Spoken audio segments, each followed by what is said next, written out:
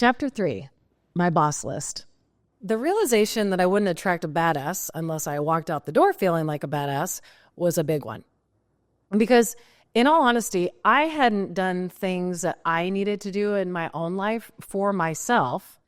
And so I hadn't attracted my main man.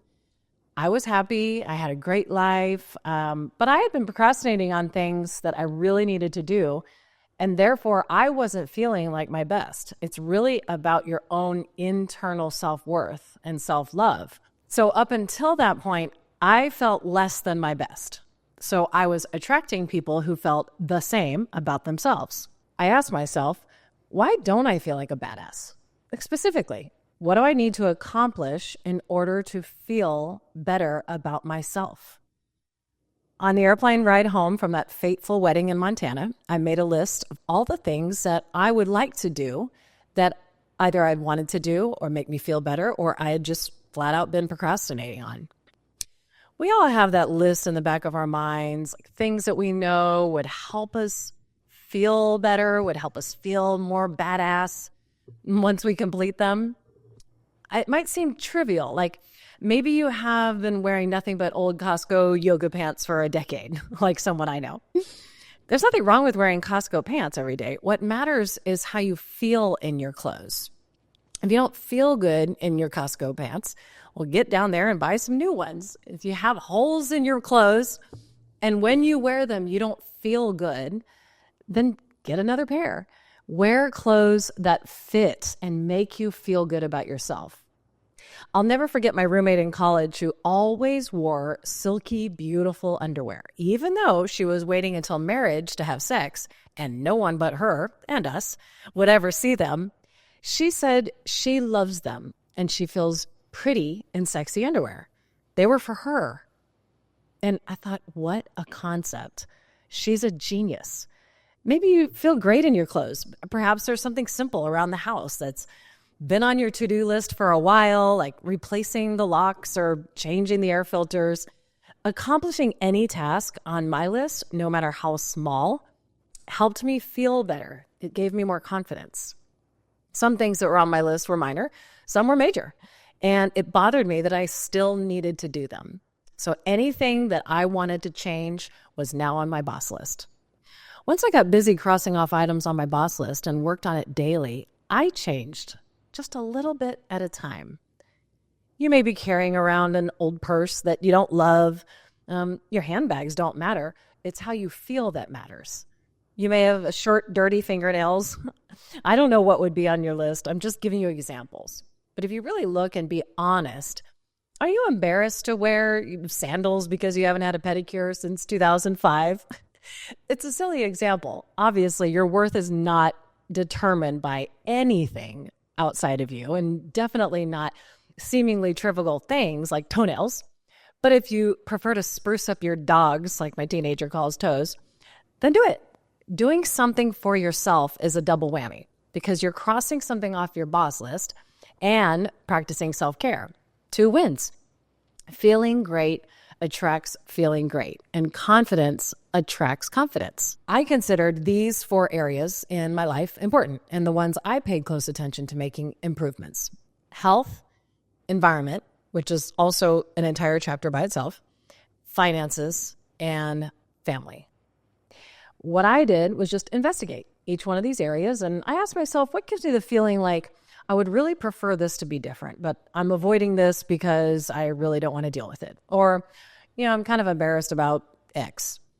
That's how you know that when that thing is done, no matter how small, you'll feel like a boss. To accomplish a goal, it has to be quantifiable. Otherwise, how do you know you've done it? Each goal has to be quantifiable so that you check each item off and feel like a badass. I'm just going to share some examples from my own list. Health. I needed dental work.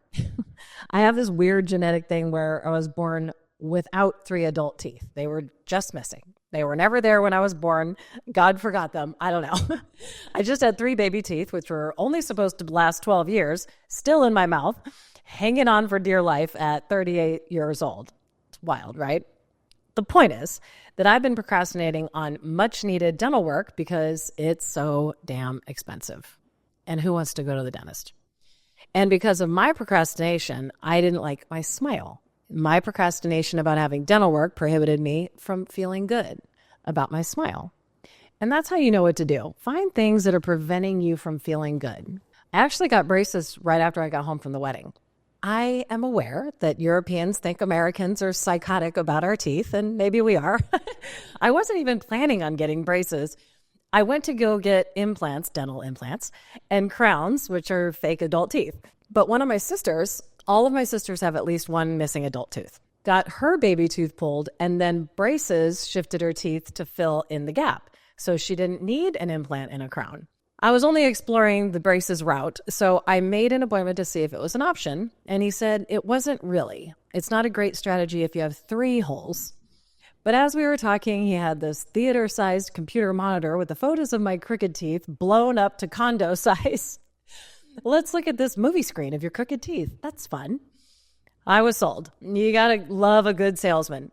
My husband and both of my kids have gotten braces, that same orthodontist, and I ended up having to get 3 titanium rods implanted in my jaw, and the crowns and the braces. It was good times. I digress. I do that a lot.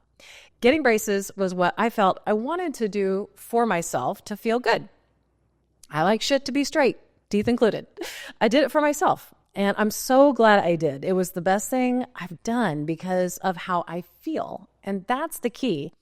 You're absolutely amazing today, exactly how you are, no matter what your toes look like, what handbag you're carrying, or what your teeth look like. Your worth is not determined by anything outside of yourself. And taking actions for ourselves that make us feel good does matter. It increases our self-worth. We do that by consistently taking small actions that make us feel better. I also hadn't been to the doctor for a regular checkup in a long time. I'd been procrastinating on my annual exams. I hate going to the doctor. I hate how much time it takes. I hate getting my blood drawn, everything about it. But alas, it's your health. If you don't have that, you really don't have anything. So if you haven't gotten a physical or blood work done in years like I hadn't, I encourage you to go get your yearly exam done. Be proactive about your health. Protect and serve your body so you're optimizing your energy level, your cholesterol, your hormones, your blood sugar, sleeping habits. Everything affects everything else. My weight was another area I wanted to change. I knew I would feel better if, as I like to say, donate a few pounds to the universe. If we say we want to lose weight, we always seem to find it again at some point. The point is, I wanted to feel good no matter what I weighed. And I practiced disproving that ugly belief that a number on the scale determined my worth. So I threw my scale away and I made sure that I kept my focus on who I wanted to be. I wanted to be kind. And that meant I had to start with kindness to myself at any weight, any shape, every day. So I stopped putting so many rules on myself about what was required. I also wanted to attract someone active. So if you want to attract someone with energy who likes to do fun things with you, well, you have got to be active and take care of your beautiful body. It takes energy to stay up for those hot, steamy all-nighters. So get ready. Do anything that you like to do that makes you feel good when you're done. I started getting regular manicures. I know that seems silly to be spending money on something superficial, perhaps, but I can justify anything. Just ask my husband. Since I was a little girl, I nervously bit my nails down to the quick until they bled for years. Even through college, whenever I posed for a picture, I would ensure that my hands were hidden. My dad even tried putting that nasty stuff on my fingers. It's supposed to be so disgusting that you wouldn't put your fingers in your mouth. It didn't work. My dad told my sister that once he got after me about biting my nails, I developed a stutter. I don't even remember that. And I'm not mad at my dad. He was trying to help. I was a nervous kid like so many of us were. But now, as a grown-ass woman who's supposed to be a professional, I was tired of being embarrassed by my ugly nails. I didn't want to hide them anymore. So I got fake nails, and I've had them ever since, and I love them. I love doing new colors to match the season. It's just silly, but it brought me joy. Find that one thing that you like to do that just puts a little smile on your face. Finances. I used to think I wasn't worthy of a badass husband because I had IRS debt. And I had never told anyone about it when I was dating before John. I then shifted my thinking. Does one's debt determine one's worth? Does the amount of debt or the kind of debt determine one's worth? So if you have a car payment, you have debt. I didn't feel ashamed for having a car debt. Why was I giving so much meaning to this number that I owed the government? It's not the debt itself that was causing me to feel less worthy. It was the story around it. The story that I was a loser because I didn't pay my taxes for a few years replayed over and over in my brain. And I needed to reframe this story ASAP and take action. I mean, there's no way anyone's getting out of paying taxes to the IRS. It's not like I had this grand plan of racking up all the IRS debt I could and then moving to Mexico. I wasn't deliberately trying not to pay taxes. I needed the money more than the government did at that moment. Thank you very much. I was raising 2 kids and starting a new business, and my cash flow was not exactly flowing, if you know what I mean. That's the reframe. Next, I put the quantifiable goal in place to be debt-free. Debt does not and will not determine anyone's worth, and not yours. Next, I put the quantifiable goal in place to be debt-free. Debt does not and will not determine anyone's worth. And actively working to pay it off and to be debt-free absolutely increases your self-worth. I realized that when I focused on the actual number, $30,000, by the way, I felt like shit and I felt unworthy of attracting an awesome husband. And when that inner bitch in my head started to tell me, you have huge debt, you're a loser, it's going to take forever to pay it off, you should be ashamed of yourself, you shouldn't tell anyone you owe the IRS 30 grand, no one will want to marry anyone with that much debt, I've said, stop. It's going down. It's zero. It's zero. It's zero. I focused my thoughts and attention to the end game, the zero. When I focused on that number being zero, it changes how you feel. I put an automatic payment plan in place. I never looked at the statements. I didn't open any of the notices. I just put them in my filing cabinet and focused on the day that it would be zero. I visualized the last statement that would say zero. I visualized the celebration I would have when it was zero. I focused on the party I would throw and the vacation when it was zero. You're no less worthy of finding love if you've credit card debt or IRS debt or don't have as much in savings as you'd like. But if you make a quantifiable goal, put a plan in place, and make baby steps toward that goal, you will feel better and more confident. It's actually scientifically proven as when you're making progress toward a goal, it releases more dopamine than when the goal is actually accomplished. Now, I'm no financial planner or money guru, clearly. I know how the mind works, and this is how you can increase your self-love and change any beliefs that cause you to feel unworthy of love. Reframe the story you've been telling yourself. Put a goal in place and make consistent progress toward that goal. So I set out to accomplish the goal to be debt-free, but I hadn't actually achieved all of my goals when I started dating John. I told him about my remaining debt right from the get-go. You don't have to accomplish 100% of all your goals in order to attract true love, but feeling proud of your progress as you work towards your goals a little day changes your beliefs about yourself. Focusing on your progress and your little accomplishments every day increases your joy and self-worth. Increasing your self-worth is the secret to attracting the love of your life. No one can give you self-worth. Creating self-worth is an inside job. And until you cultivate self-love and self-worth, you will confuse infatuation with real love. Trust me, I know. Until you believe that you are an amazing woman who deserves real love, you will settle for attention and flattery. Until you truly believe you deserve all the love, support, and adoration from one incredible man, you may convince yourself that every passing infatuation could be the one. Once you create self-worth from within and love yourself for who you are and who you are becoming, you will no longer accept unworthy substitutes for real love. You won't need them, and you definitely won't want them. If you don't have debt but feel a little less worthy because your finances are not what you wish they would be, just make a quantifiable goal for whatever it is that you want. Savings, a vacation, a new car, it's your life. Do what you want. Put a little bit toward it so you're progressing a little bit every month towards that goal.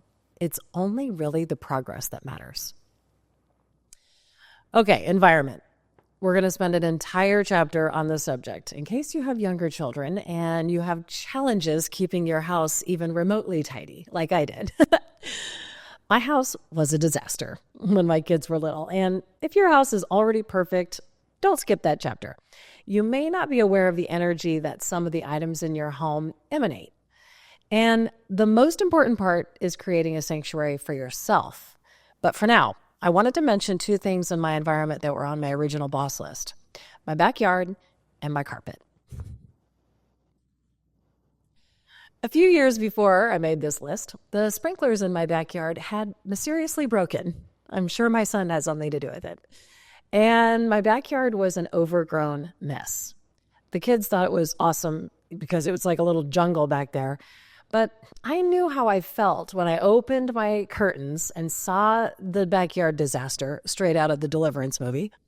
It wasn't my favorite, and I was procrastinating, and I was avoiding something that really needed to be done. Avoidance is a surefire way to stay in the same patterns of belief. If the love of my life happened to knock on the front door, would I proudly escort him to the backyard mayhem? I think not. And that's how I knew that I needed to take some kind of action. I did hire landscapers to come clean the whole thing up. And they trimmed all the trees, they chopped the jungle down, fixed the sprinklers, and laid new sod. And after it was done, I loved sitting on the back patio. I loved playing games in the yard with the kids and watching them climb the trees and run. We had birthday parties in that yard and incredible memories together. And those beautiful memories only exist because I stopped avoiding and just took action. Take inventory about the things you might be possibly avoiding. It was a rental property and the carpets were decades old and hideous. It upset me that the owner of the home hadn't replaced them when we moved in. It made me angry that my children were relying on dirty old carpeting when we're playing board games and making forts for movie night. And that's how I knew something had to be done. My feelings, it was like anger. It was like, they're gross. Instead of being pissed about the current condition of the floor in my home, I thought of a simple action I could take to help me feel better and change how I felt. No one had a gun to my head forcing me to live there. I'm not a victim of these circumstances. The carpet wasn't going to change, and I didn't want to move out. So I hired carpet cleaners and bought a dozen rugs. I covered up as much of the nasty old carpet as possible, and it felt good. It looked pretty, and we could lay on the new clean rugs instead. I couldn't control the condition of the carpets, and when we focus on what we can't control, we do not feel good. When we focus on what we can do and take an action, no matter how small, our feelings change. I could buy new clean rugs and cover up the carpet. When we focus on something we don't like and over which we have no control, that thing affects our emotions in a not so positive way. Once I shifted my focus to something that I could do and then did it, I felt an immediate shift within myself. So I kept that mantra going and applied it to everything around me. If I could do one thing that made me feel better about any circumstance in life, I had to do it. Just find the small things that make you feel better and just make sure you do them. The fourth area was family. Now, you can't measure, I want to be an amazing mom, sister, or daughter, or I want strong relationships. For quantifiable reasons, it's impossible to accomplish, right? I also found myself measuring myself against what others determine makes a good mom or a good sister. Comparing ourselves to some imaginary standard or someone else's standards will never bring us joy. And comparing ourselves to others steals our joy as well. We all tend to believe in some mythical rules, like good moms bake cookies from scratch and attend PTA meetings. But those rules aren't real. I decided what makes a good mom. I really don't like PTA meetings. Maybe I should have gone to a couple. And I actually do make amazing homemade cookies, but that doesn't make me a good mom either. People spend so much energy worrying about how their parenting appears based on what people see them do in public. I've fallen for that myself.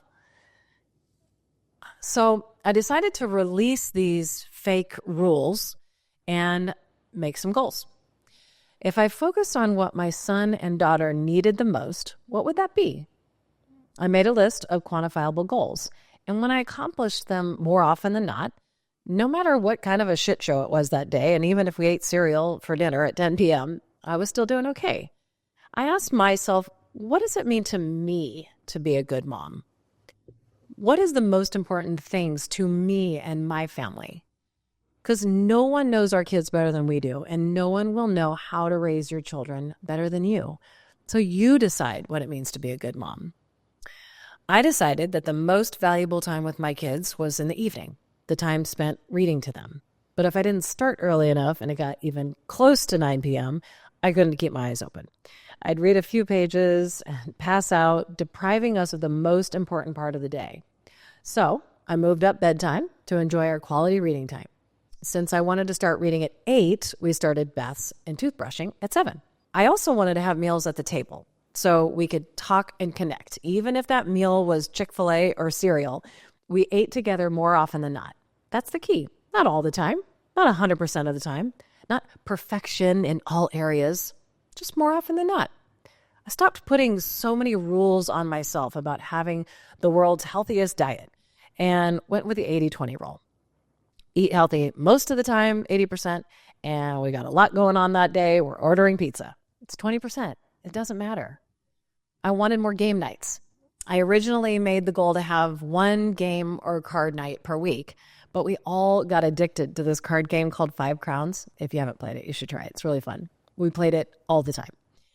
Just editing this book and rereading that sentence again brings back memories of some of the best moments of my life. You know, just Mama Bear and her 2 cubs sitting on the floor on the rugs. It makes me emotional. Isn't that funny? Sitting on those rugs, covered up the shitty carpets, playing cards for hours. I would do anything to spend one day with my littles as littles again. Wow. Can't believe I'm tearing up reading that. But it's true. Making goals and ensuring that I did them is the reason why I have so many incredible memories together with them. So no matter what kind of a day it was, whether I had a new hole in my wall or we'd eaten toast for dinner, if I played cards and I read to my kids for an hour, I felt like I had done okay. So I decided what was the most important thing, and then you can let all of the other crap go. I decided what it meant to say, you did a great job today, by writing down quantifiable family goals and just achieving them more often than not. That's all we can do. And those are the 4 important areas in my life. And so if you want to pause and make your own boss list, now's the time. Take a moment, take an inventory of things that you'd like to change. Think of anything you may have been avoiding or anything if you just did it or you had that one thing crossed off, you would feel like a boss. That's your boss list. At the end of chapter 3 in the physical book, there is a whole review and a checklist, some ideas to put on your boss list. It's also included in the journal if you'd like the companion journal. It's also available to download on my website at mrskarenstanley.com if you want to use that. But you can just use any piece of paper and a pencil and just write a list of things that you would like to just work on and see how it makes you feel when you get some of those crossed off your list.